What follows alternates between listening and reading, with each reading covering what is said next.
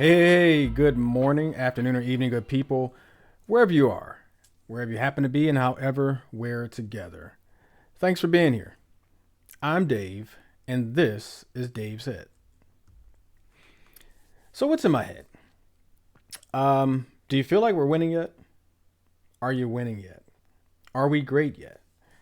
We're barely, and I mean barely, a month, a little past a month into this administration. And I really do make the promise, a solemn vow, that I will not bring this administration into every episode this season. It's 2 for 2 so far because a lot of stuff is happening. And I think you understand it. It's been a month, it's been a year long month. Um, you can't help but notice the daily grind of nonsensical decisions, immature actions, and commentary, direct negative impacts to people we may or may not know because of the agenda of this administration. I'm someone who's been a very, very strong advocate for government to balance a budget, to produce one. We haven't had one, I believe, since Clinton. I think Clinton, maybe. Um, Properly and fairly tax people. I'm a big proponent of a flat tax, um, with a floor for the poverty level. So below poverty level, you don't get taxed at all. But ideally, I would get rid of taxes altogether except for sales tax. Every single person in this country buys something. So, might as well tax purchases. Therefore, everyone pays their fair share. Right? You buy a Twinkie, you pay a tax. You buy a Twinkie, you pay a tax. You buy a Twinkie, you pay a tax. Close every loophole. No loopholes whatsoever. You're just paying tax. You're paying sales tax. What do you need a loophole for? No credits for this. Your business went under. That's your fault. It's the old, adage, you know, pick yourself up by your bootstraps, so that Republicans used to say. Well, the same thing with business. If you start a business and you make poor business decisions, you don't get to just write it off as a loss and claim all these credits to take care of your poor decisions. You made poor decisions. That's your repercussions. I would say the exception would be for those who live below the poverty line. Maybe there's some sort of tax waiver that they might get, where they might get a credit or something at the end of the year. Um, some kind of way to make sure those who are most vulnerable, most impacted by poverty and the economy, have a way to survive. Right? Everyone deserves the dignity of surviving in this world. I think if you're well off, you don't get tax breaks. You pay taxes on sales, and that's all you do. You keep your money, do whatever you want to do. But at some point, and this might be where I agree, and I agree in many areas with Republicans and Democrats and Independents and Green Party and, all of them, libertarians. I agree in many aspects with different parties and factions in this country. I think we got to stop treating the Treasury like it's got a blank check. 100%. But there are effective and efficient ways to go about getting us back to that steady state of a balanced budget, not wastefully spending, not just passing continuing resolution after continuing resolution. There's a way to get there that doesn't include this very, very, very hacksaw way that's being employed right now by this administration, and more directly by Dodge or Doge, or I don't know what they call it themselves. DOG, you know what it is. Dodge, Doge, whatever. And the Musketeers, right? Um, there are many people hurting from the decisions that are being made, completely, many levels detached from the reality of those decisions. And I will say I'm an empathetic person. I've talked about this on my socials. I'm very empathetic. I'm struggling to feel empathy for those who voted for this and are now facing the ramifications of that vote. Because the way I look at it, he told you what he was going to do. Musk told you what he was going to do. And you still voted for it. Because they also told you that you need to hate this group of people over here because they're stealing your jobs. They're murdering your family. They're bringing drugs into the country. They're doing all these things that you supposed to hate. Oh, by the way, you should hate this group over there too, because they may not feel the same way that you feel about the partner they choose, or the way they dress, how they carry themselves, the orientation they believe that they are. Oh, don't forget, hate that group too, because all they want to do is steal from you, take your money, your hard-earned money, and all this stuff. But guess what? If you vote for me, I'll take care of all those people that you hate, that I've told you to hate. And I'm going to do all these things. But it won't be for you. It'll be for them. Not for you, for them. Not you, them. And you believed it. Hook, line, sinker, you were sold. An opportunity to vote for someone who's going to negatively impact the people that I've been taught to hate. Believing that that same action and those actions, they won't negatively impact me at all. Just them and them. Well, and them. But not me. And so now these actions are starting to happen. The hacksaw's swinging. And you realize pretty quickly that they don't know what the hell they're doing with this hacksaw. You're ducking every other day, and then you get clipped. You get hit in the shoulder. You get chopped in the neck. Your whole house gets chopped down. Because you got somebody with a blindfold on swinging a hacksaw. But this person told you that was what they were going to do. And you still voted for them. And so I'm feeling this apathy to the situation for those who did not ask for this. Excuse me, those who did ask for this. They voted for this. They wanted this for those people over there, and those people over there, and those people over there. But now it's impacting them. And I'm usually empathetic to people who look like me, don't look like me. They simply have blood and breathe. I feel empathetic to their plight. I don't want to see anybody suffer. Everyone should go through life with the liberty in place to live as happy as they want to. And there's a lot of people who are not happy as they were back in November. And so I find myself being very cynical, even uncaring, which is odd for me. But I also find myself having conversations with myself like I do. You know I do. Having conversations with myself where I say, I don't think you're wrong, dude.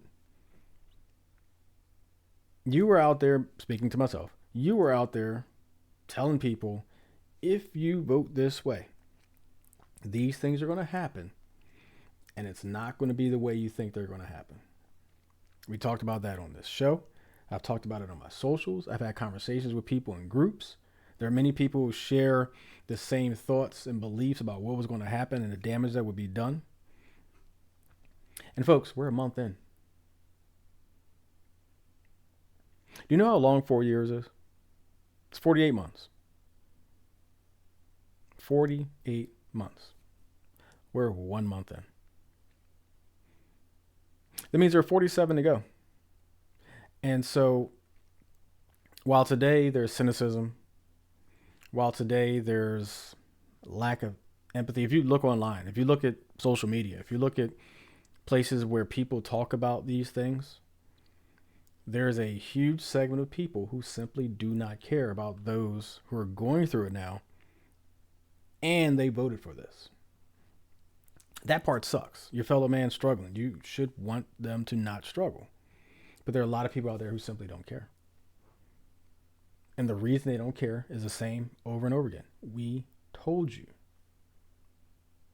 Now, that's not to say that I was 100% in on Kamala. But there were two choices. And the better choice for me was Kamala.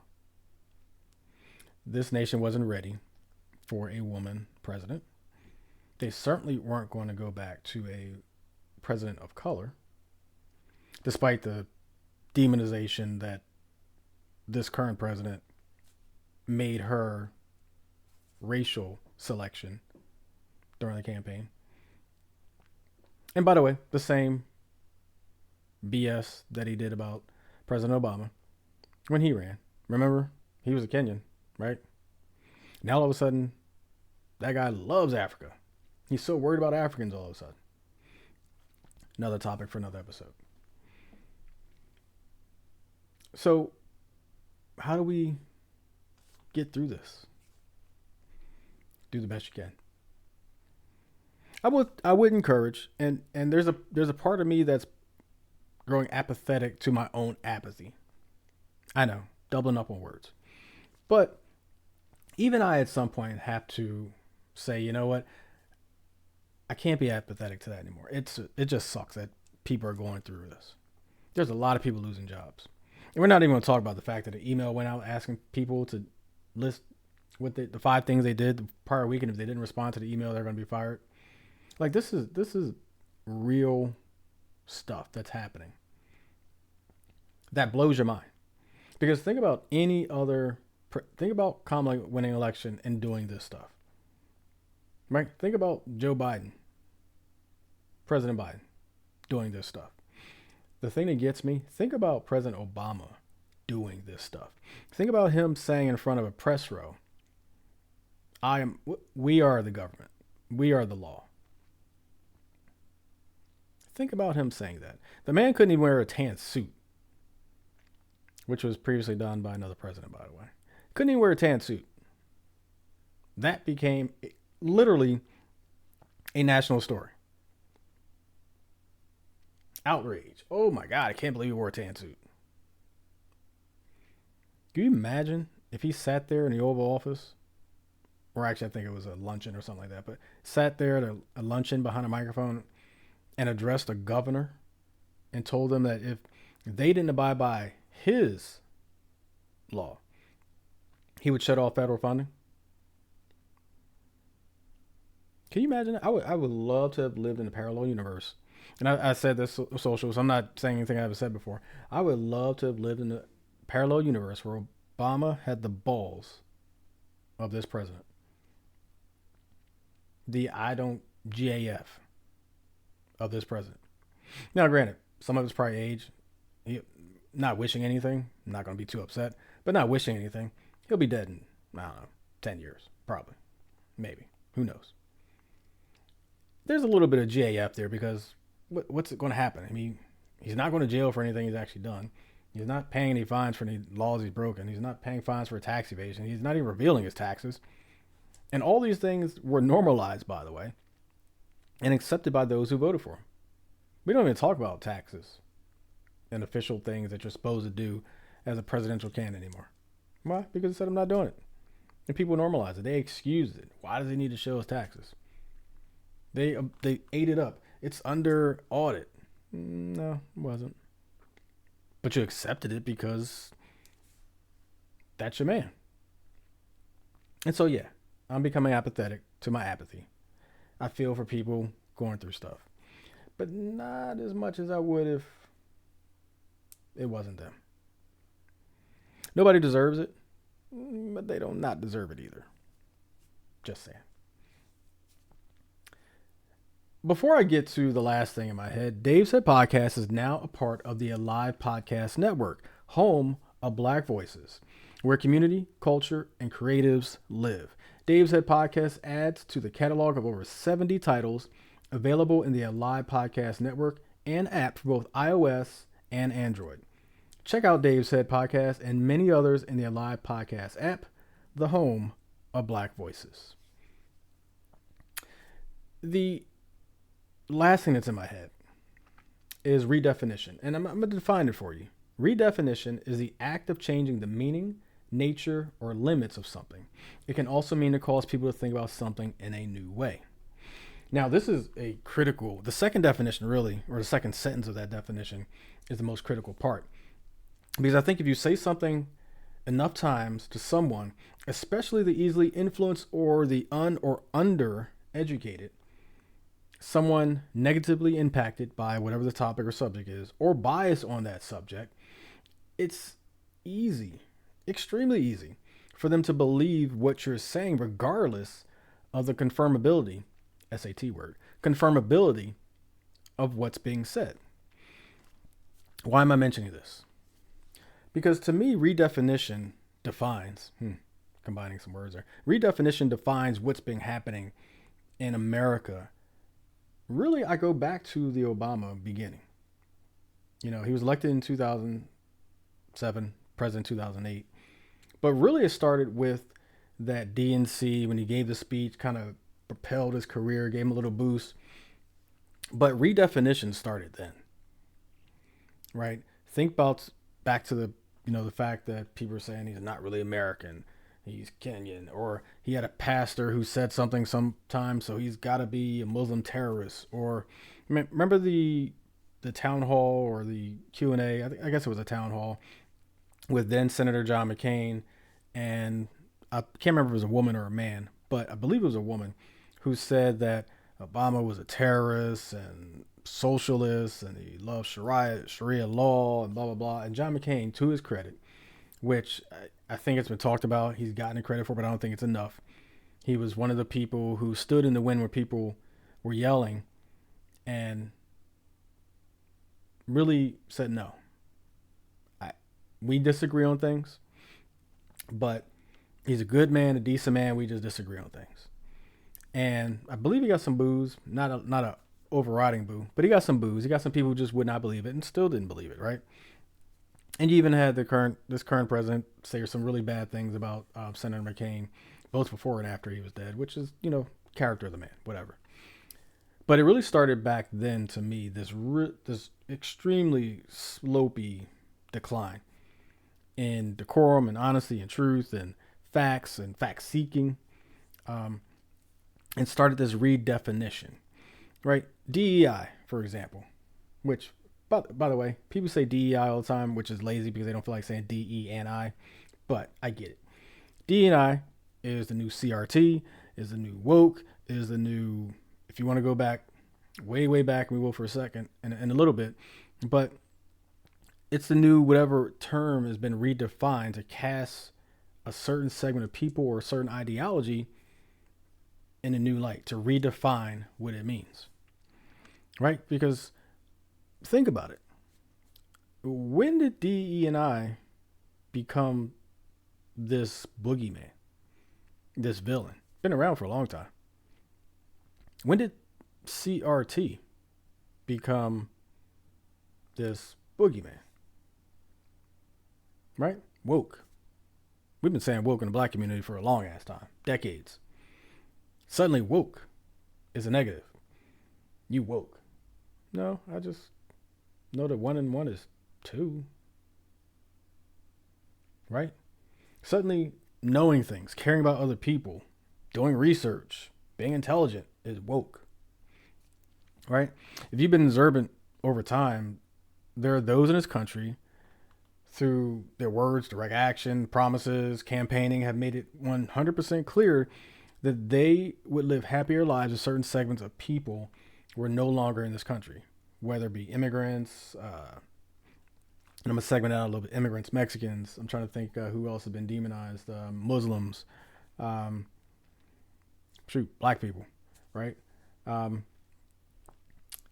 They cleverly operate to turn these segments, DE&I, CRT, woke, into these villains that the cable news networks, and they can be spoken about at rallies, reinforce to redefine what people know for certain terms. You demonize it enough, you start using it enough, you get people on the opposite side to comment on it in any way. You run with whatever soundbite you can over and over again, and you just kind of repeat the cycle. You run with soundbites, somebody's got to explain it. I was taken out of context, blah, blah, blah. You get people on interviews on the Sunday morning news shows, and now they've got to answer questions about something that's not wrong, demonic, evil, none of those things. But now you got to take a stand on it. And once you're on record, that can be used over and over and over again. Don't dare make a mistake because, they're not prepared. They're this. See, DE&I hire. Which, by the way, the best example of a DE&I hire, and we're just going to use their term negatively like they do, is look at the Joint Chiefs firing and look at the person who's selected to be hired, and that it'll take a presidential exception for this person to take the role because they're so grossly unqualified. Just think about that. And I haven't even mentioned race. I haven't mentioned the race of the person, the Joint Chiefs that was fired. I haven't mentioned the race of the person who was hired. But if I told you that the person who was fired is a 4-star general, vast experience, respected by his colleagues across the military, Pentagon, everything, and the person who was hired literally has none of that experience. Zero.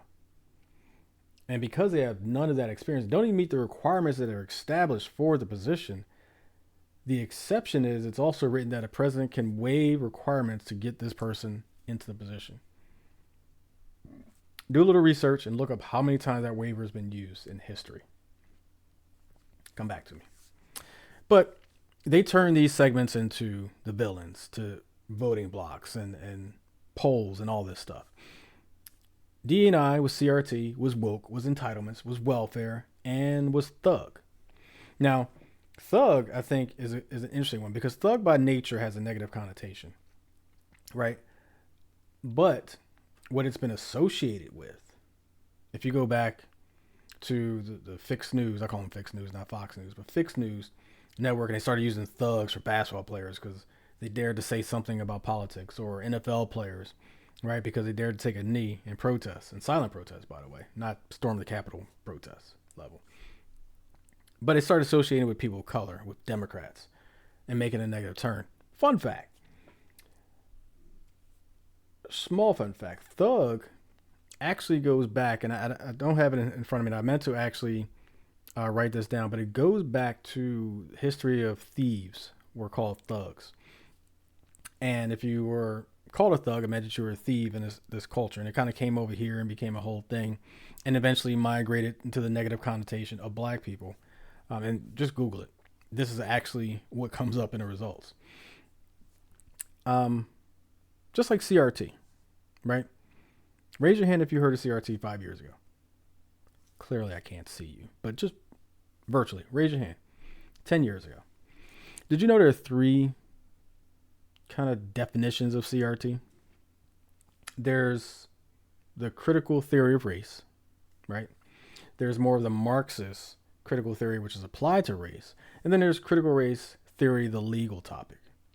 And so when I learned that a little while ago, and I had to look it up just to make sure I had the actual verbiage correctly, because they're so tightly wound that you misplace a word and that's CRT. It's all CRT. But what I found interesting is when someone talks about CRT in schools, ask them what CRT is being taught. Ask them if any CRT should be taught. Ask them to define CRT. Because I promise you, they don't know. Or very few do. But redefinition of neutral words, good words, unknown words, that those who actually know the true meaning of those words, D&I, CRT, woke, become the minority because those words get redefined into something negative and used politically to score points, to win elections. It's something that is only going to get worse. It's a winning formula. Why wouldn't you keep using it? But it's on the people, the voters, the citizens, to do their own research. And that's the conundrum. That's where we're kind of stuck at. Will people do their own research? Will they redefine the redefinition with facts? That's what's in my head.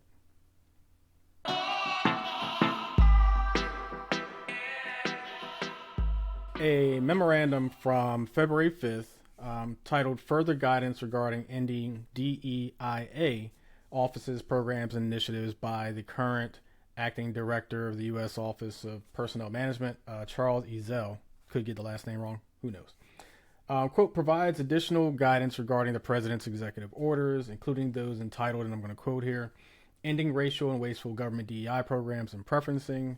Also, quote, ending illegal discrimination and restoring merit-based opportunity. And, quote, initial rescissions of harmful executive orders and actions. In no uncertain terms, decrees and does the following.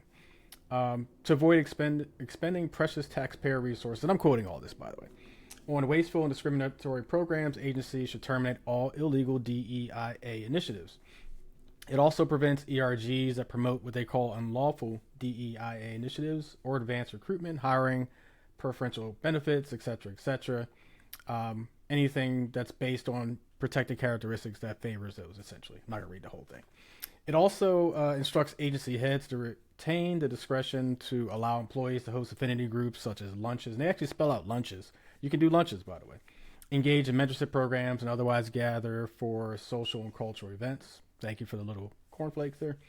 And lastly, an agency cannot permit the formation of ERGs only for certain racial groups, but not others, or only for one sex, or certain religions, but not others. This is all from the executive orders that rescinded, mainly Biden's executive orders, but goes well beyond that if you read up on it. So now that ERGs are quote unquote illegal in the federal workforce through the executive branch, for all intents and purposes, what's next? Right. And so my place of employment, I'm a part of multiple ERGs, including the black ones or ethnically based ones. And I plan to continue to be. Obviously, my company is not government funded or government based, so we're kind of excluded from that. What I'd recommend is creating your own external communication channel, host your own events, continue to do everything you're doing. You just don't need to use your company to do so, or in this case, the government to do so. I'm pretty sure what you do in your own time is still your own business, not the government, so it shouldn't really matter. But this erosion of DEI is not new, nor is it accidental. For those who have been paying attention recently, this fear of the reduction, as I call it, which both in numbers and power, for white males in this country, is mainly the motivation behind a lot of this stuff. Attacks on liberty, who you share a bed with, who you worship, so much more, including now ERGs. And so what's next? I'm happy to have, for my first guest of season 6, because first episode you had me. Now we have my first official guest for this season 6, Lola Adeyemo. I butchered your name. We'll figure it out. I'm so sorry. We went through this before we started recording, and I butchered it anyway. Adeyemo. It just popped in my head. Lola Adeyemo. A little bit about her. She's an author, TEDx speaker, ERG expert, which is right on time for what we're going through right now in this country. A little more about her. She's an employee resource group. And by the way, in case you didn't know what ERG meant, I've been talking about it all this time and never defined it. Employee resource group. Strategist and management consultant who centers intersectional experiences in workplace communities.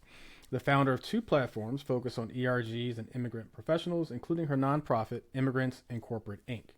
She works extensively with organizations to build inclusion into their framework and ensure that internal communities are spaces where employees can show up authentically and drive real change.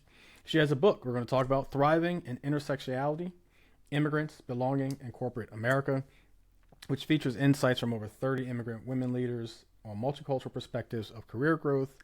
And lastly, she's the host of the Thriving in Intersectionality podcast. Welcome to Dave's Head. Lola, how's it going? Good. Thank you, Dave. Thanks for having me. I'm happy to have you here. And like I said, first guest of the season. Last episode. yeah. You didn't kick off the season, but you're kicking off the guest list. We have an extensive guest solo, list. Right? I feel like had the solo. Yeah. Yeah. And I did that a couple seasons ago. It was actually around January 6th when that happened. 4 years ago, I guess 4 years ago now. I didn't have a guest. I decided not to for that episode. There was just so much going on around January 6th. I decided to kind of just reflect on that moment and talk about that. So, but I'm happy to have you kicking off season 6 with our guests. As I always do every season before we get into Q&A, I gave an intro, but I'd like for you to give an intro in your own words. So tell the people who you are, what you do, and what you're about. I think you captured it. The only piece that was missing is I'm a mom. I have three kids, so while working in corporate America, so that's also a huge part of what I do and my time. But yeah, I am very passionate about building inclusive workplaces, and I focus on communities as a powerful tool to do that. And that's why all of that you read is just very interesting, because I feel like the attack is being layered under so many things. Because community, we all need community, we all need people, we know how powerful teams are. But when we start to throw out all these acronyms and terms because we're trying to protect, certain groups and the dominance and all of that, it becomes really concerning because that's why we do what we do. Yeah. And so I had a first question already lined up, and I want to get to that. It's very relevant to what we're talking about right now, but I kind of want to start with how you got into ERGs. I don't think I've ever met anyone who specialized or was focused on ERGs. And before I even got into corporate world, seriously, I didn't even know what ERGs were. So can you talk about ERGs, their importance, and how you got started there? Yeah, and that's, I'm glad you said that because every time I try to think about, oh, what I'm doing so unique, how many times in the last 5, 6 years people have been like, oh, focus on ERG. Like, how many people, ERGs don't have money? And I'm like, it's the ERGs are not the one paying the bill.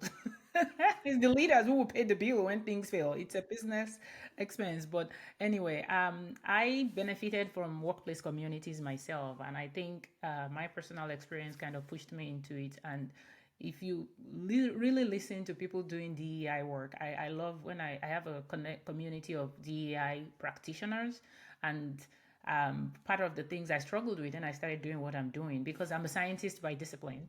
I was in biotech masters working in R&D, and I think the first time I really got involved in the company was because there was a call out for a focus group. The culture platform sent out an email to the entire site. Oh, we're looking for people to participate in this, and I did. And that was really my first time coming out of my department into like sort of my voice is important. Somebody wants to hear what I'm saying. Somebody wants to understand what we're feeling, and somebody wants our input in the final product, right? So I got into ERG by being an ERG employee resource group member, by being a site engaged site member at my site at that time at the company I worked was over 2,000 employees. So really getting involved. And then from being a member, being an attendee, I became a leader when there was a need. And a lot of people knew me more around what I did on the site. Didn't even know my day job. I think eventually I moved from operations because to the culture platform because there was an opening, and I remember asking that question like, "Well, I'm a scientist. I'm not really an HR person. How am I able to fill this role?" And my manager, who hired me at that time, was like, "That's exactly why we need you. 70% of our employee base are manufacturing on the floor scientists. We have only a small population on this side, and we want to make sure that we're capturing everybody's perspective." So I got into it by following that. Where is the need? What can I do? And then in 2020, I made the decision to step away from corporate America, but come at the support I wanted to provide in a very specific way, which is help companies build communities that really work.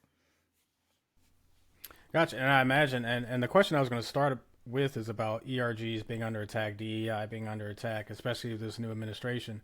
But with your role, how much more difficult is it going to be these next 4 years? Or how much more difficult is it right now?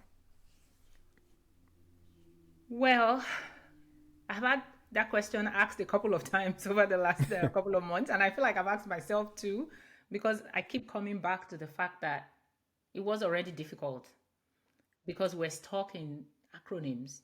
We've been stalking. And when I started ERG focus, ERG consulting, specifically, not DEI consulting, even though people will call me your DEI practitioner, I always wanted to drill down to I am a certified diversity professional, but I don't work with companies to build their diversity, equity, and inclusion plan. There are professionals that do that. That's a long-term work, and that involves different set of people. I focus on employee resource group strategy, launch, development, right? So that's my niche. It's very narrow, it's very niched, but I think one of the things that I've also observed over the last few years is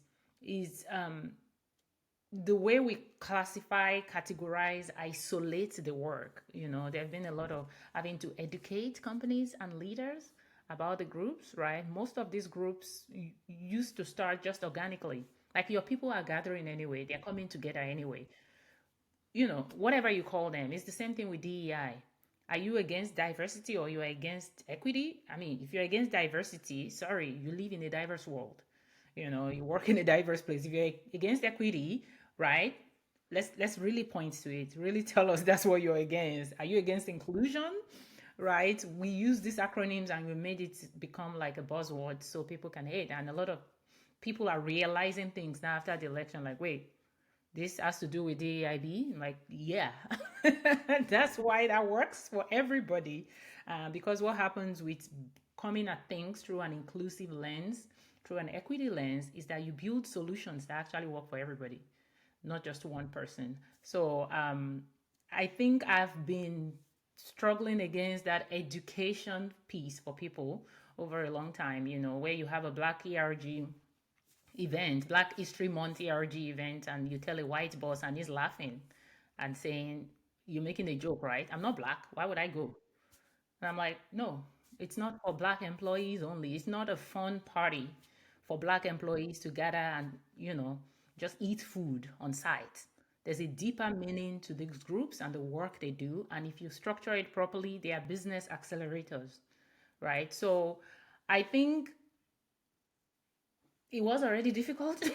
It will still be difficult, but I think I've already been on the right track, which is helping companies understand when it comes to business, employee resource group, people call it colleague resource groups, whatever terms you call them. When you help your people gather, there's a bigger impact that they have on the business goals that you have. So how are you setting those groups up?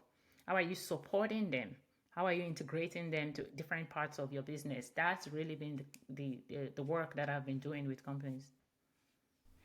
And you talked about, it's difficult now. It's going to be difficult going forward, I think, for sure. But talk about misconceptions. And I think a lot of the misconceptions, I'll talk about this in my opening segment at the beginning of this episode, about redefinition.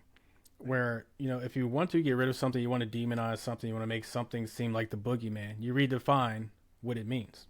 And I think ERGs being associated with DEI, like you said, even though they're not necessarily DEI, but Right, they're their own entity, that's part of that redefinition to make it a boogeyman, and that's why it's right. kind of under attack a little bit. So talk about Yeah. those misconceptions with ERGs and how that's how you've helped kind of change those misconceptions, but also the difficulty it's been working through them. Yeah. No, I think when it comes to, so again, I started from huge corporations that have, tons, thousands of employees, right? And we always want to tie things up neatly in a bow and put it in one corner of our organizations. So we hire a chief diversity officer, vice president of diversity, we put them there, and then we put all the people gathering and trying to make changes, put them under this person. And then we can say we have this thing going on in this corner. That's not the goal. This inclusion, equity focused lens is something that needs to be spread across. When we are having business meetings, strategy sessions for the business, inclusive lens is something that should be applied to everything we're doing in marketing, in finance, right? But when we want to try to avoid to do that, we try to tie it in neatly. So ERGs are part of your DEI. They can help support and accelerate your DEI, but ERGs are not your DEI. And what I've also seen over the last couple of years is there are companies that don't have a DEI department, but HR has actually been my largest entry point because for most times when I almost see the DEI leader as my counterpart in corporate America, because most times companies that have a DEI leader, the person is doing that work with leaders, not primarily managing ERG. So now there's a new role that is emerging. Companies are seeing the need for an ERG program manager somebody that sits over the ERGs and manage their programs. The DEI leader's role is not to manage ERGs, right? The ERGs support the entire company, the business framework. And so I think we have a lot of misconceptions about ERGs, DEI. It's part of the DEI leaders department. No, ERGs support the business. It should sit over the entire organization, and the feedback that ERGs provide should be something that is being communicated to the company leadership across different functions. And there are more than social groups. Of course, there's a social aspect of it, because until people feel like they are seen, they are heard, you can't really get the true and authentic inputs that they provide, right? So we always want to retain that community core for employee resource groups, but it's got to be bigger than that, right? You can't just give them, some money and let them have lunch parties and think that we have ERGs. There's a mission and vision part of these groups and what they do. About organizations that are struggling with retention, and would actually have focus groups with ERGs across different sections to understand what's the issue, and then have partnership onboarding programs with ERGs, so that when employees are being hired, when there's new hires, we have ERG leaders being part of those conversations and the process to create a body system for new hires, things like that. So when we've identified an issue within our organization, how are you turning to your ERGs to partner? If you're having problems finding talent, how are you engaging ERGs to go for career fairs, right? Because that's where, that's the problem you're trying to solve as an organization. And you have a representation of your customer base, your talent base is represented right here. How are you engaging them so that you can understand what your customers want? So I think there's a lot of misconception around DEI sits here, ERG sits down here below them, and then we keep doing our business as usual. As long as you have that disconnect, you're not getting the true value. And so, yeah, maybe you should scrap your ERGs and start afresh. Yeah. And one of the things too, that I use my ERGs for networking, like you talked about, really growing your talent, right? So whether it's trainings, whether it's conferences, whether it's peer review sessions, different things like that. And so, what are some of the positive? I know we kind of talked about some of the difficulties, but what are some of the positive ways that people who either never encountered ERGs or don't properly use ERGs, how can they properly use their ERGs?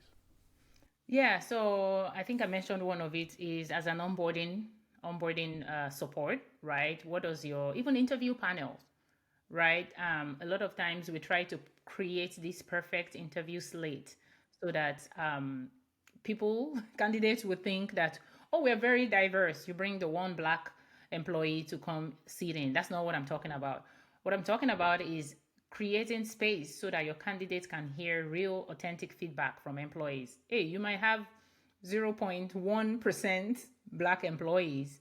That's not the issue. You might have a low number of women, but we're addressing it. We're acknowledging that's our current situation, and we're doing the work to be better. Now, when people who actually work at your company say that, your candidates will listen to that better than having HR say that, or the hiring manager, right? So engaging the ERGs as part of your onboarding process and maybe interview process. Also career fairs, as I mentioned, if you're going outside to recruiting event, partnering with ERGs, looking for volunteers to come and again, share real experience of what does working at this company look like. Another one is referrals, right? Referrals, it's normal to keep doing the same thing. You're attracting the same people. You're posting in the same places, right? How are you expanding the communities that you partner with?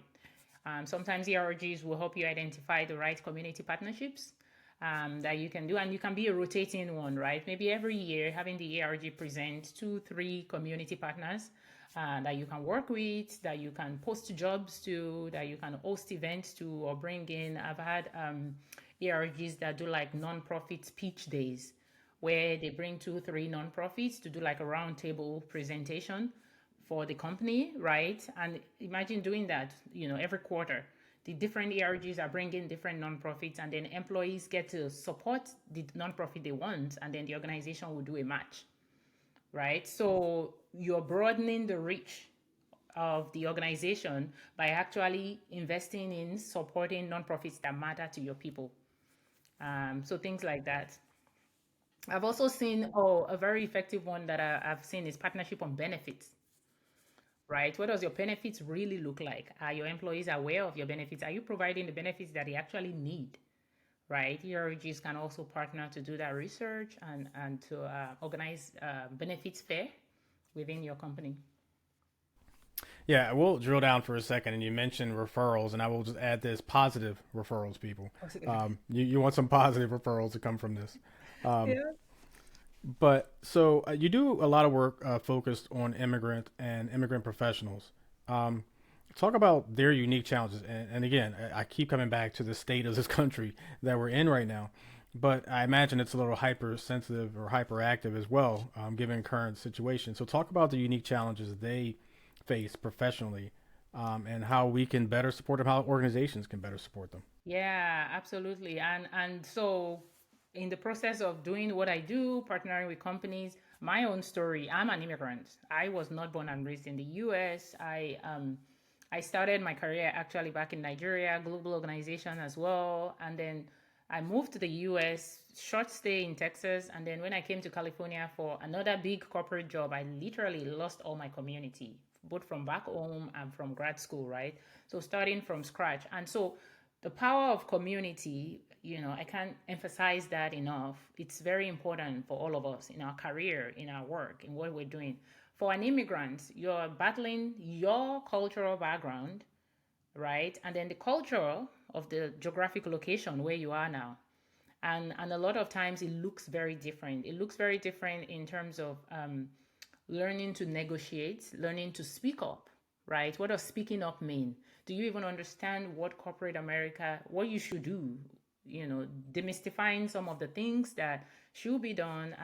And so I did this research thinking, is this me or is this something more? And so I interviewed immigrant professionals across different companies, and there were all those themes emerging. One of them was hierarchy, right? And I think that was also applicable to me. And in each chapter of my book, I opened with my own story as well. Culturally, in my background, there's a lot of respect for people that are older than you age-wise. It doesn't matter if it's one day or 1 month. You don't call them by name. You have certain terms that you use. Now you get into the workplace, and I'm a millennial, and you have people across different age group, and you're having to manage somebody that is older than you, and it's very uncomfortable. It comes with expectation. So age comes with responsibility in my culture. If you're older, you are expected to know better and do better. So now when you're managing a team and you have somebody who is older, that means you are not doing your own part as a leader, as somebody that is supposed to be developing your team, because you have all this expectation on this person, like, well, but you're older, shouldn't you know that? No, they might not. You are the leader. You have to step up and lead, even though it's not about age in this space. There's the differences in hierarchy, and communication, of course, was the largest chapter in the book. Everyone talked about communication challenge, because are you reading people's tone? What's the tone on the email? Is this an email conversation? Culturally, you rather just write it down and be professional, because when we're speaking, you don't want to speak over people. So in meetings, you tend to be more quiet, even though you have an opinion, right? And so there are certain communication guidelines that get lost in translation for immigrant professionals because of our cultural background and upbringing. And so being able to create a focused space where we bring immigrant professionals together. We're talking about the same topics: career development, professional development, but we're seeing things through the lens of a barrier that might often be overlooked in corporate America. Yeah, actually, in my experience, I'm not going to say what company or even how long ago, just kind of anonymize it a little bit. But there was someone who worked, I'll say with me. I won't say whether they were above me or below me, they were of Indian descent, and they had a conflict with someone else of Indian descent, and not knowing what the background was, not knowing what actually happened, it later became true or became to light that really they back in India they were from two separate parts of India that clashed, And so that bled into the workplace. Workplace. Me not understanding and no one really understanding that and thinking about corporate culture and professionalism, and it didn't appear to be a professional relationship between them two. And so there was always difficulty. Just what's the beef? What's going on? Get over it. We got work to do. Not knowing there's really a personal issue here that prevents them from literally even associating with each other. Right. And so that's some of the type of things, because how do you handle that? You How know, do you as handle someone that? who's been a leader, how do you handle that as a leader? How do Right. you get to people who outside of work have beef Yeah. to Yeah. work together and accomplish a goal? And so that's Yeah. got to be a tough situation to deal with as well.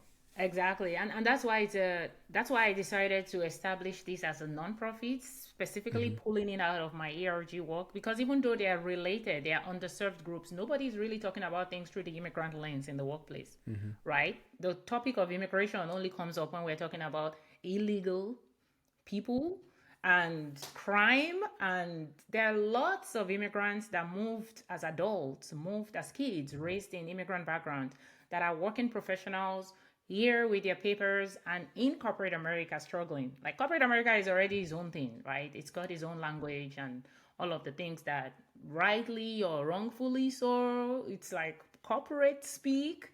And then you bring in this person who already has, kind of like a cultural conflict, and now there's another layer, so nobody is really addressing it. So it's a two-way thing. As immigrants, we are working on empowering, developing, providing resources for early mid-career immigrant professionals getting into the workplace, who are sometimes it's first generation. They have their parents who not born here, and so we're giving them tools, resources, and training. But then we're also taking some of this feedback and insights back to HR. When you talk about we're hiring inclusively, when you talk about we're providing solutions for our workplace, it's not just the black and the white.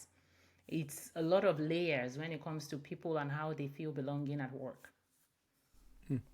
Yeah, speaking of, and this is in a joking manner, so I don't want anybody to take this seriously, but it's interesting to me because you talk about things you hear about immigrants. About 2 3 months ago, I swore I heard that immigrants were eating cats and dogs, but suddenly today it's not happening anymore. I don't understand what happened. It's amazing to me. The dogs and cats are safe in America again. I don't get it. I know, and they actually still live with some immigrants in their homes, Yeah, right? it's amazing. It's amazing how these crises just go away magically. I don't understand. So talk about and you talked a little bit. I think you touched on your book a little bit, but talk about your book, Thriving in Intersectionality. Whew.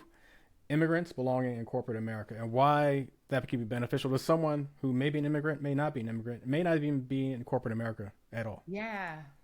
I think the real focus there is that word, that tongue twisting word that my husband Mm. complained about when I picked the title. It was like, that's a mouthful for, and I was like, Yeah, that's the point. I want him to get stuck on that word and try to figure out what it means. So intersectionality. I haven't gotten Um, through it cleanly once. Once, just I'm sorry. sorry. Continue. But so that book, when I was writing the manuscript, the title was Immigrant in Corporate. Immigrant women in corporate America. That was what I had as the lose in writing, you know. But then I realized that the point is not to get stuck on just the immigrant part of it. The point is to use the immigrant part as an example of how multi-layered all of us are, and how the impact can be very much amplified when we have multiple underrepresented categories, right? And that term came from Kimberly Crenshaw. It's newer word, and it was coined for Black women, actually dealing with racism and then dealing with gender discrimination. So that's how the word really came about, was to refer to Black women and what they were really going through in a racially sensitive, tense space, and then gender discriminatory space. But now, just using it as a lens, in my podcast called named after the book, I always open with that. What does intersectionality mean to you? And what are the intersections that are important to you? And I go into my podcast conversations sometimes with strangers, and I try to come up with, in my own bias mindset, what do I think this person is going to say? And sometimes they do not use any of the terms that I thought I would put on them. And people will come in and say, I am a leader, I am the first of 5 kids, I've taken on a leadership role since I was young. People will talk about religion, people will talk about parent, like, people talked about what is my at the top of my mind when I'm thinking about who I am and how I want to be seen. It's not usually the physical. And so intersectionality is a lens through which all of us filter life. And as a leader, you can't, do a list of 10 things and say, I've done all this for them. You don't know what's important to me. And so thriving in intersectionality, immigrants, how they feel belonging, and then corporate America, navigating the waters of corporate America through those layers that I talked about. So I'm gonna put you on the spot to see if you get through it. So what's the title of your book?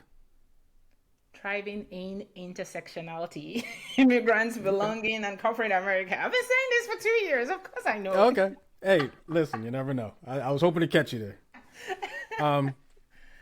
And so you did touch on your podcast, and I was curious about that. And I want you to talk about, obviously we got the gist of what it's about, but talk about some of your guest experiences. And I know you talked about that your own bias, you might have forecasted what they might say, and they surprised you sometimes. But talk about some of the experiences with the guests you had on your podcast.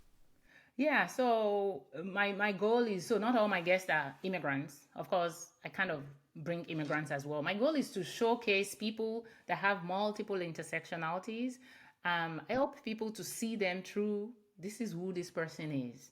And again, if you're listening to this, it's even more impactful. You can't see the person. You could probably hear their name and try to think, oh, this person is Indian or this person is African. But when people start to describe themselves in their own words and tell you about their experiences, somewhere in there, you find a connection.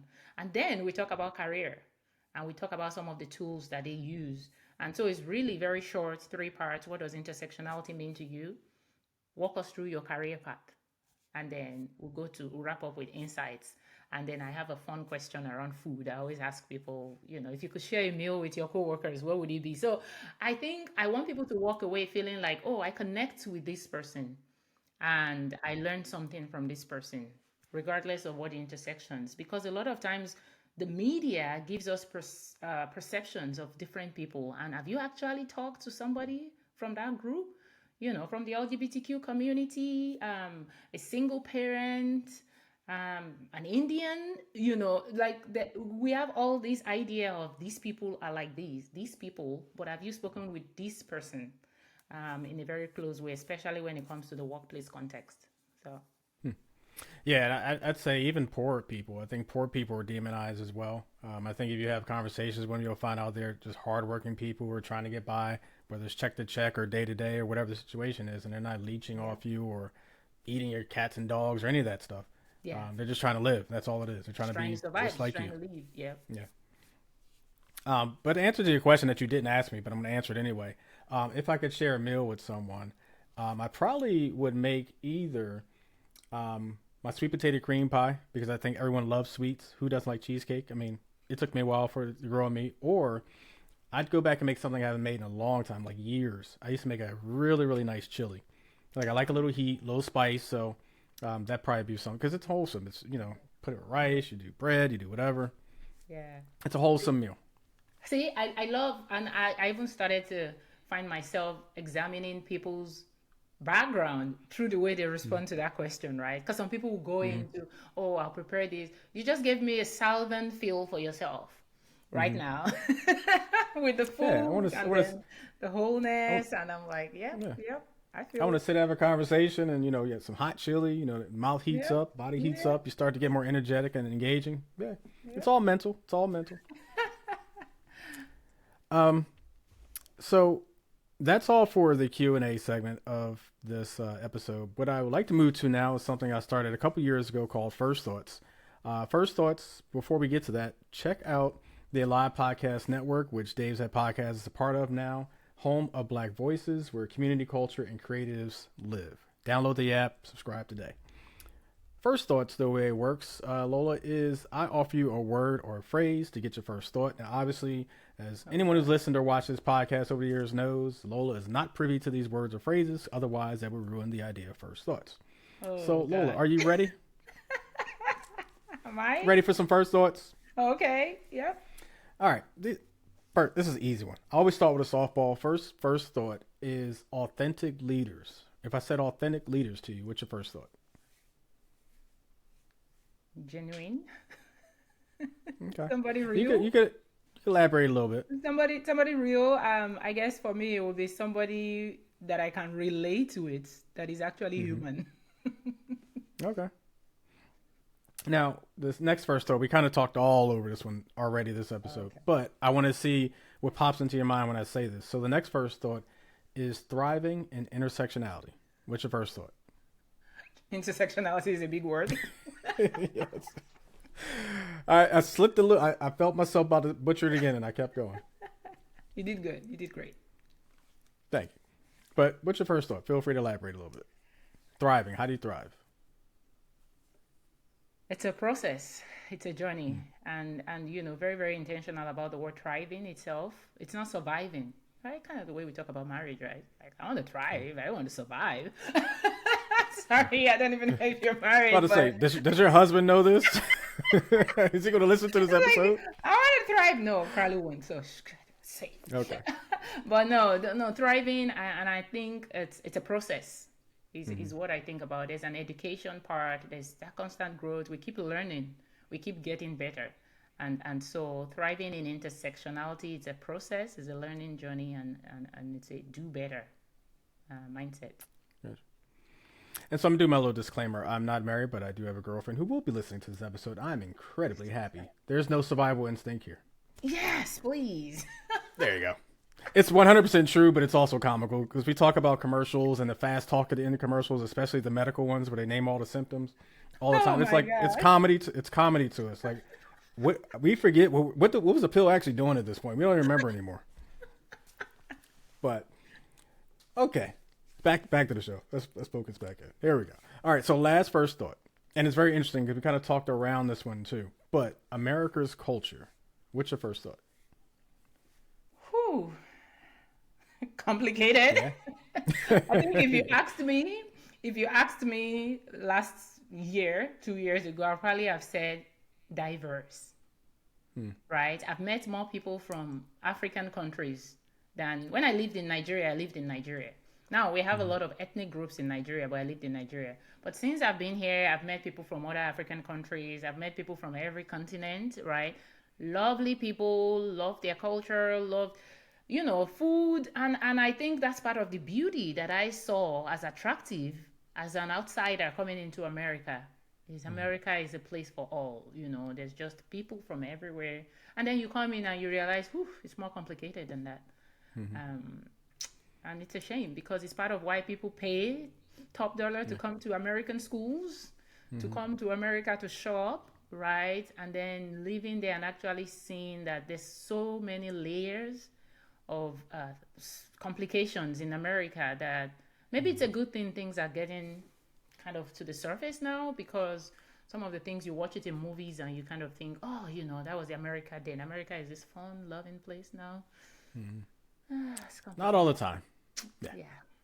Well, the funny thing is there's a saying that America is a melting pot, right? But the problem with the melting pot is you have all the ingredients in there, the goods and the bads. And so you're going to come across some great things and some really, really bad things. So that's a tough part. It is. But Lola, that's the end of First Thoughts. And what I started doing last season was inviting my guests to throw a first thought back at me. All fair as game, right? So if you had a first thought for me, what would it be? I have a first question that I've been sitting on. I'm just going to ask. Dave's head. Okay. Where does that come from? I'm right on top of you right now. That's funny. So this is like the third time I've gotten this question unrelated to recording this podcast episode in the last month. Okay, now you just randomly people ask me. Yeah. So it really is exactly what it says in a very non-complicated way. It's literally a podcast about what's in my head. And so I started this podcast back during COVID. Two main reasons. One, there was a lot of fear and misinformation out there. And so the idea when I started this was to get guests on who had expertise in different areas, medical, financial, community. George Floyd happened during the first season. And so it was about getting real factual information out there for people to digest and just cut out all the bad noise that was out there. Right. The second thing is I enjoyed doing this. So I did radio broadcasting back in college. I'm not shy about a mic. So it was an opportunity to combine both those things and just get some really great guests on. We've had some great guests and 70, 80 plus episodes, whatever we're on now. And so that's really what it is. It's the things that I talk about, whether it's my personal life, whether it's what's going on in this world, things that I would talk about if I was just sitting there having a conversation with myself. So I should tell you what came to my mind the first time I saw your podcast name. Okay. I'm like, he has a big head. I mean, I think I missed the context of in Dave's head. I Yeah. missed that two-letter word in, because I'm like, Yeah. why does he have a podcast name for the shape of his head? Again, this is the Well, cultural part of my brain working, because yeah. Nigeria, sometimes in my language, you translate things literally before you translate the context. So Dave's Yeah. head is sort of like saying your head, your Yeah. physical Like head. we're gonna talk about different parts of my head every episode. I mean, my Today husband we're is, focusing on he has your ears. haircut, so that's good. And Okay. I'm loving on all that. But I'm glad I got a chance to ask that on air, because I was still thinking of it as I was hopping on that very interesting name. I'm going to ask him how and why. Yeah. Yeah. I've gotten different interpretations that are a little more risque. We'll just say that. Oh, Um, okay. yeah. But no, it's just literally if I sat in a That's room, which I do incredible. frequently, to tell you the truth, and had conversations with myself, which I do almost every day. These are the things I would talk about, which turned out to be a lot of things other people talk about too. So Yes, that's kind of yes, cool. and maybe people are curious about. And I haven't listened to a full episode, but I looked through your page, kind of seeing, yeah, these are real thoughts, real conversations. So thank you for hosting the space. Thank you for talking about this timely employee resource group relevance in the workplace right now, Yeah, and absolutely. yeah, for the space you create. Thank you. And thanks for coming on. Before I do let you go, as always, I give my guests an opportunity. If there's anything you want to talk about or promote, feel free to do so. Well, if you know any company that is at that, what the heck do we do with our ERGs right now? Um, part of what I'm doing in Q1 has been kind of reaching back out to companies, and a lot of things have been put on hold. So we're doing some roundtables with HR leaders that have groups.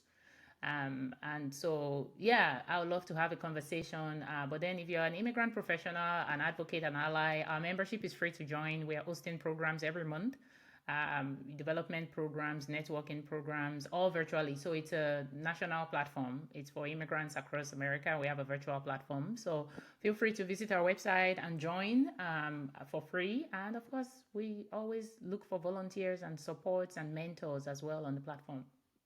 Thank you. Great, great. Well, Lola, I do want to thank you. Last year, when I ended things with my guests, I said I had a great 2024. And this year, I was really thinking way too much about what I was going to say this year. And the first guest of the year. So, what I came up with to say to all my guests this year is may every today be the best day of your life. That's what I'll say. May every today be the best day of your life. Thank you. Thank you. That is so appropriate. That is less cliche and very relevant to how I feel right now as well. It's like just live each day, make it the best, and then wake up tomorrow Absolutely. and do it again. Thank you, Dave. No problem. And thanks for stepping into Dave's head. In Dave's head. Oh, Lord.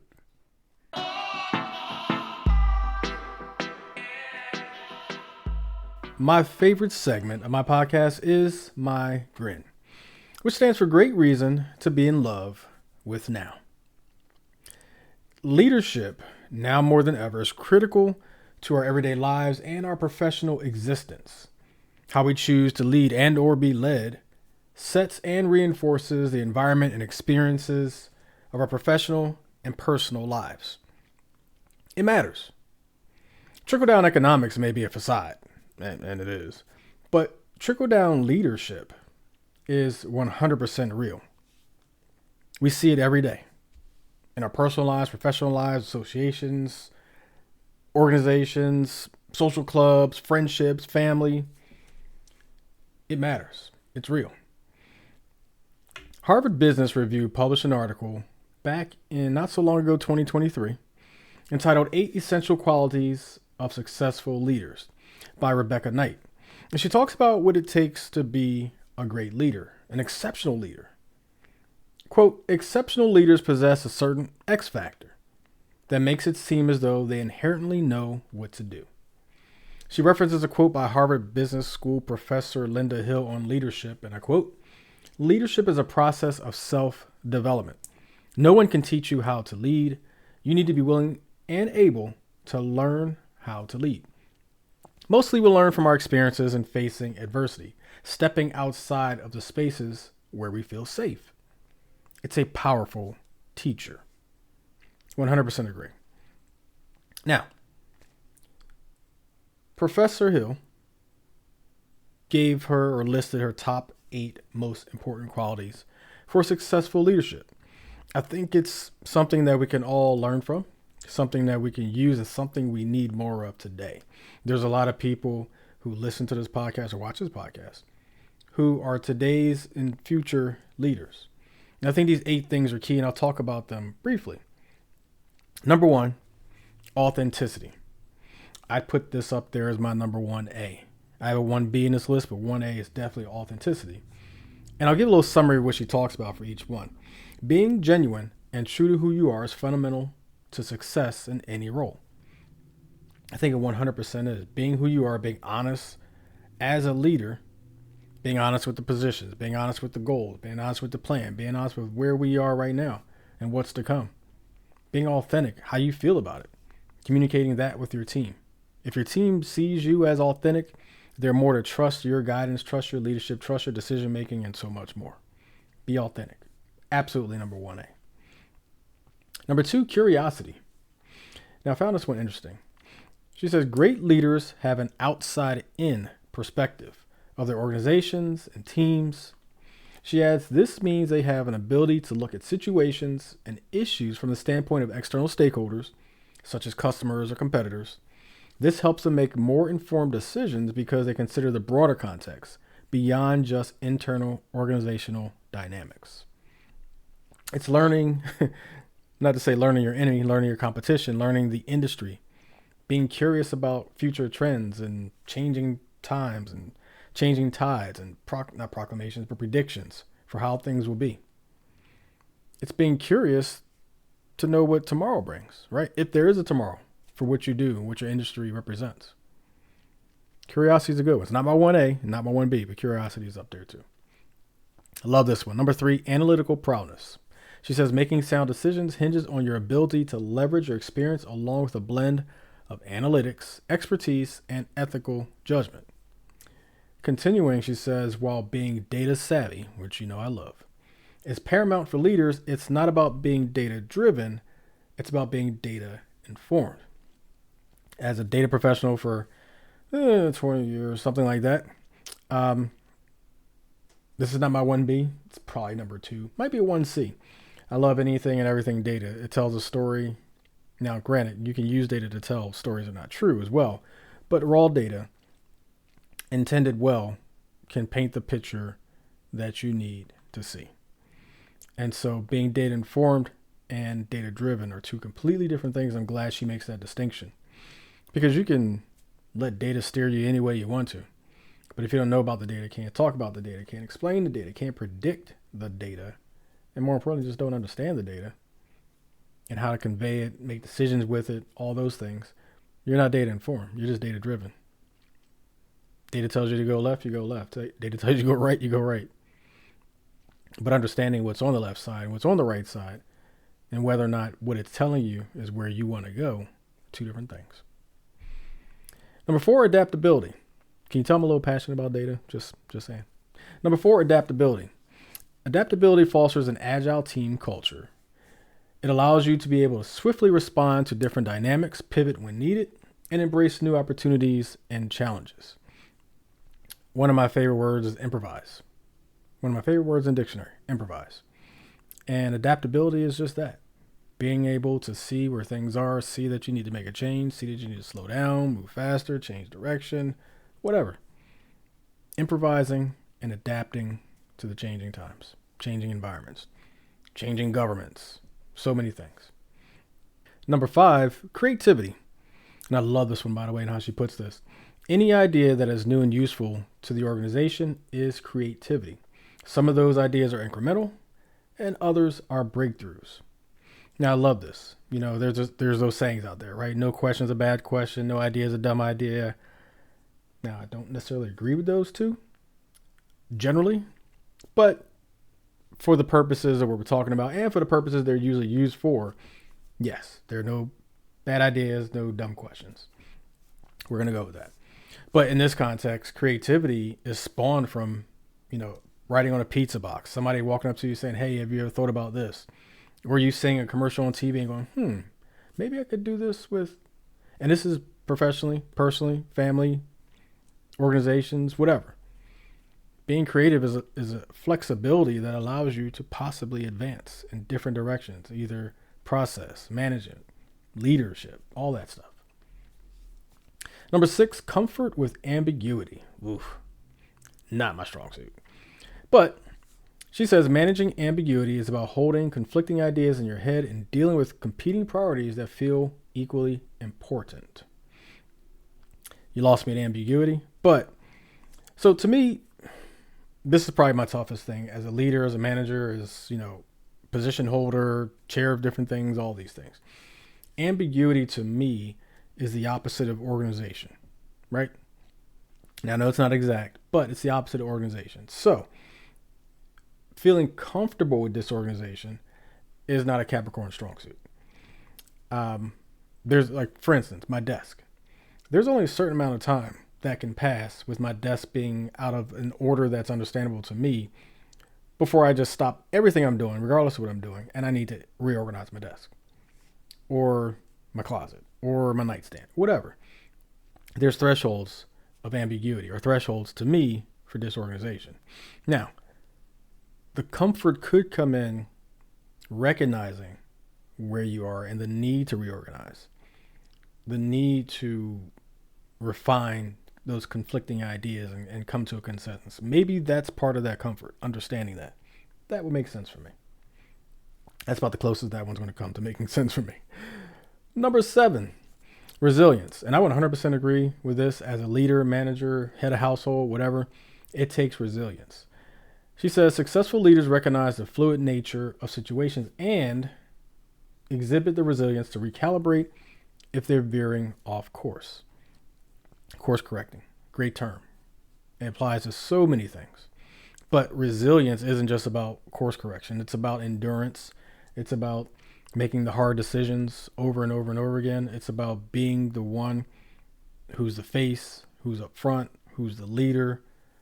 All those things are resilience. And so understanding the fluid nature of all things, all dynamics, is something that can make you a great leader. Having the resilience to make those calls time and time and time again.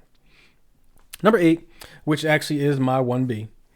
And it's interesting that the first and the last are essentially how I manage, how I lead, how I chair, how I do these things that I do, whether professionally or outside of a professional. Empathy. She says understanding and connecting with others on an emotional level is a key trait of strong leadership.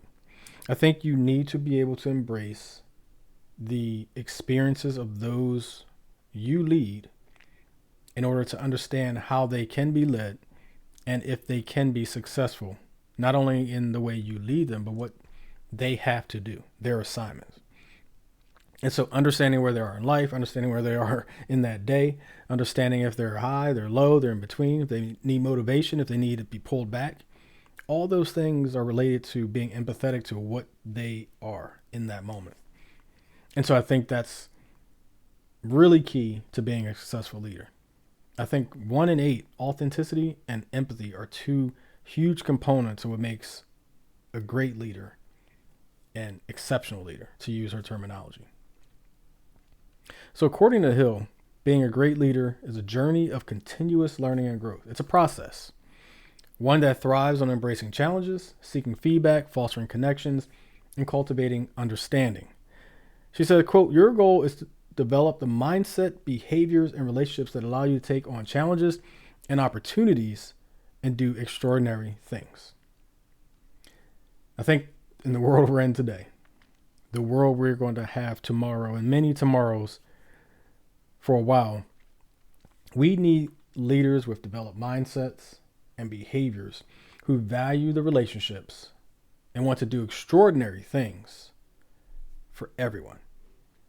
And that is what will separate a good leader and a great leader from an extraordinary leader. So check out the article, Harvard Business Review, 2023. It's entitled 8 Essential Qualities of Successful Leaders by Rebecca Knight. I want to thank Lola Adeyemo, author, TEDx speaker, and ERG expert, for stepping in Dave's Head, being the first guest of season 6. Thank you so much for a very in-depth, evolving understanding of ERG. And I don't chuckle because there's comedy to it. There's a lot that I learned from listening to Lola that I didn't even know about ERGs. And I didn't really see it from an immigrant perspective. And so I hope you enjoyed the conversation. Check out her website, lolaspeaker.com. You can find her on Instagram at Immigrants Incorporate, all one word. On X at EQI Mindset. On YouTube, erg.eqi Mindset. And check out her book with this very troubling title. No, it's just difficult to say. You can find it on Amazon. Thriving in Intersectionality, Immigrants, Belonging, and Corporate America. First of all, I'm proud that I got through that without messing up the word intersectionality. Kudos to me. But check her out on Amazon or through our website. You can find all those things, lolaspeaker.com. Thanks, Lola. Lastly, as I started last season, I am going to leave you with a quote that I think resonates with this episode. We talked about being empathetic leaders, being great leaders, good leaders, exceptional leaders. And my first and last thing on the list were authenticity and empathy. They bookended the 8 keys to being a successful leader. But I want to leave you with this quote by Simon Sinek. Empathy is being concerned about the human being, not just their output. When you think about servant leaders, when you think about exceptional leaders, authenticity and empathy should be the top of the list. Those are key qualities that I exhibit, I think, pretty well as a leader. And I think any great, successful, excellent leader, exceptional leader, should have at least those 2 qualities, and so many more. Trust me, there are many more qualities that are needed. So redefining, as in redefining the redefined words that are being weaponized right now. Redefining, ERG, and leadership. All great reasons to be in love with now. That's all for this episode of Dave's Head. If you enjoyed this episode, I'm sure you'll love similar content in the Alive Podcast Network app. Plus, you can support this podcast and enjoy ad-free listening to nearly 100 other Black-hosted podcasts. Download the iOS or Android app, become a member, and experience unlimited access to Black-hosted content week after week. Follow, like, and or subscribe to this podcast on Facebook, Instagram, and or X at Dave's Head Pod, and on YouTube at Dave's Head Podcast. For more information and links to all things Dave's Head, check out our website at daveshead.card.co. Episode premiere on the 2nd and 4th Fridays of the month. Thanks for tuning in, and remember, enjoy life because life should be fun. Take care.